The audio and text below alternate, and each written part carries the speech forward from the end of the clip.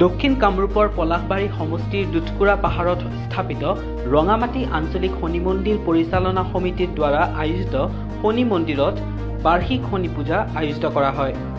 বিগত কেইবেলিৰ দৰে এই বেলিও আজি শনিবাৰে 2014 চনতে স্থাপিত হোৱা দক্ষিণ কামৰূপ পলাশবাৰী সমষ্টিৰ ৰঙামাটি আঞ্চলিক শনি মন্দিৰ সমিতিৰ দ্বাৰা আয়োজিত শনি মন্দিৰত 12 সংখ্যক বাৰ্ষিক শ্ৰী শ্ৰী শনি পূজা আয়োজিত কৰা হয়।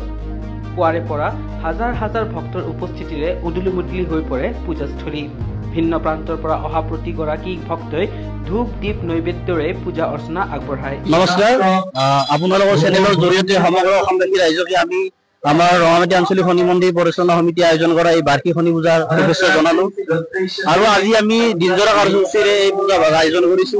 ইতিমধ্যে ৰাতিপুৱাৰ ভাগতে আমাৰ উদযাপন সমিতিৰ সভাপতিয়ে ধৰ্ম ধ্বজা উত্তোলন কৰিছে আৰু সৎপুৰণ কাৰ্যসূচী আমাৰ ইতিমধ্যে হৈ গৈছে। আৰু যি আমাৰ বৈদিক কাৰ্যসূচীৰে শনি প্ৰভুৰ যি পূজা আৰম্ভ ইতিমধ্যে আমাৰ সেয়া চলি আছে। আৰু অসমৰ বিভিন্ন ঠাইৰ পৰা ভক্তগণ আহি যাই পূজা অৰ্চনা চলাই আছে, আৰম্ভ কৰি আছে তেখেতসকলে। আৰু সন্ধিয়া সময়ৰ পিছতে আমি যি আমন্ত্ৰণ জনোৱা দক্ষিণ কামৰূপৰ এটি খুব বিখ্যাত বুলি ক'ব লাগিব নাগাৰা নামৰ দল, তেখেতসকলে নাম পৰিবেশন কৰিবহি। আৰু সন্ধিয়াৰ ভাগত আমাৰ ইয়াতে যুগান্তৰ নাট্য দলে নাট্য পৰিবেশন কৰিব। আৰু আমাৰ দিনৰ ভাগতে আমি বিশিষ্ট যি ব্যক্তিক আমি আমন্ত্ৰণ জনাইছো তেখেতসকলকো আমি অভ্যৰ্থনাৰ ব্যৱস্থা ৰাখিছো। আৰু ভক্তবান ৰাইজৰ আমি ব্যৱস্থা কৰিছো, খোৱা বোৱা ব্যৱস্থা কৰিছো। বিভিন্ন ঠাইৰ পৰা যিহেতু তেখেতসকল পূজা অৰ্চনা কৰিবলৈ আহিছে, তেখেতসকলৰ বাবে আমি ভোগ প্ৰসাদৰ ব্যৱস্থা কৰিছো। আৰু আপোনালোকৰ চেনেলৰ জৰিয়তে আমি পুনৰ ধন্যবাদ জনাম যিসকল ভক্তবান ৰাইজে আমাক প্ৰত্যেক বছৰে এই পূজাখনি সাফল্যমণ্ডিত কৰাৰ সহায় সহযোগিতা কৰে। তেখেতসকলে আমি ৰঙামাটি আঞ্চলিক শনি মন্দিৰ পৰিচালনা সমিতিয়ে অশেষ ধন্যবাদ জনালো। আৰু অনাগত দিনতো আপোনালোকে আমাক এনেধৰণে সহায় সহযোগিতা আগবঢ়াব বুলি আশা ৰাখিলো। ধন্যবাদ। প্ৰথমে আপোনালোকৰ চেনেলক ধন্যবাদ জনাইছোঁ। লগতে আপোনালোকৰ চেনেলৰ জৰিয়তে গোটেই অসমবাসীলৈ আমি এটা বাৰ্তা পঠাব খুজিছোঁ এইকাৰণেই যে এই অনুষ্ঠানটো আজি প্ৰায় 12 বছৰ আগতে অনুষ্ঠিত হোৱা আমাৰ ৰঙামাটি অঞ্চলৰ এজন লব্ধপ্ৰতিষ্ঠ ব্যক্তি স্বৰ্গীয় লোকেশ্বৰ দেৱৰ অহপূৰ্ণাৰ্থ চেৰখাৰ প্ৰচেষ্টাৰ বলত ইয়াতে এদিন তেওঁৰ প্ৰচেষ্টাত কেইজনমান ডেকা ল'ৰাক লগত লৈ ইয়াতে এটা শনি মন্দিৰ হ'ব বুলি স্থাপনৰ এটা ঘোষণা কৰিলে। তাৰপিছত তেওঁৰ প্ৰচেষ্টাতে গোটেইখিনি ৰাইজক 2-4জন লগত লৈ পেলাই প্ৰথমতে অনুষ্টুপীয়াকৈ আৰম্ভ কৰিলে, যদিও পৰ্যায়ক্ৰমে আমি এইটোক অকণমান ডাঙৰ ফালে নিবৰ কাৰণে চেষ্টা কৰিলোঁ, যাতে বৃহত্তৰ অঞ্চলৰ লগতে আমাৰ এই নামনি অসমৰ এটা এই শনি মহাৰাজ প্ৰভুৰ চৰণত মানে পূজা অৰ্চনা দিবৰ কাৰণে গোটেই ঢাপলি মেলি আহিব পাৰে বা এইটো এটা লেখত ল'বলগীয়া অনুষ্ঠান হৈ পৰে। তাৰে প্ৰচেষ্টাতে আমি আজিৰ পৰা প্ৰায় 12 বছৰে ধৰি অনুষ্ঠানটো কৰি আহিছোঁ। এইবেলিও আমি তাৰ কোনো ক্ষতি কৰা নাই।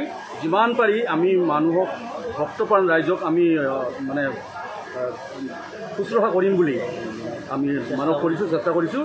লগতে আপোনালোকৰ পৰা আমি আশীৰ্বাদ বিচাৰিছোঁ। কিমানমান ভক্তৰ এতিয়া সমাগম হয়? আমাৰ ভক্ত ক্ৰমান্বয়ে বাঢ়ি গৈ আছে। প্ৰথমতে যদিও আমাৰ 500 মান আছিলে, এতিয়া আহি বাৰ বছৰৰ মূৰত আমাৰ 10,000 মানুহক আমি ভোগ খুৱাওঁ। ইয়াতে আনুমানিক 10,000 ভক্ত আগমন হয় আৰু প্ৰায় 60-70 থালি আমাৰ ভোগ বিতৰণ হয়। কোন কোন ঠাইৰ পৰা ভক্তপ্ৰাণ ৰাইজ আহে? ভক্তপ্ৰাণ ৰাইজ আপোনাৰ যদি গুৱাহাটীৰ পৰা আহে, গুৱাহাটী, ছয়গাঁও, ইফালে লোহাৰঘাট, বৰদুৱাৰ বাগান, আমাৰ এইখিনিতো আছেই। আমাৰ ৰামপুৰ, ছয়গাঁও নকওঁ বাৰু, ওপৰহলি মিৰ্জা, বিশেষকৈ ওপৰহলি মিৰ্জা, বিজয়নগৰ, ৰঙামাটি এইখিনি লিডিঙত থাকে।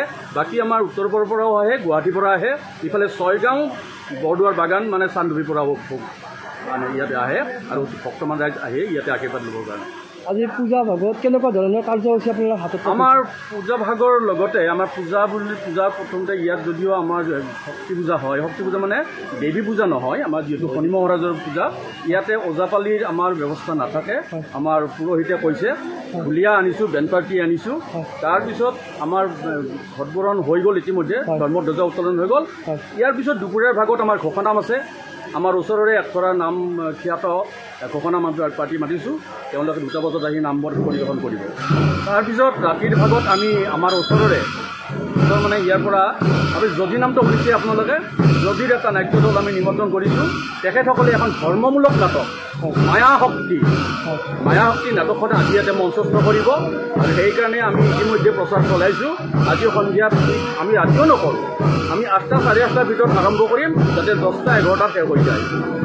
এইখিনিয়ে আমাৰ আজি কাৰ্য। ঠিক আছে। Stay informed, stay ahead. News NE 365.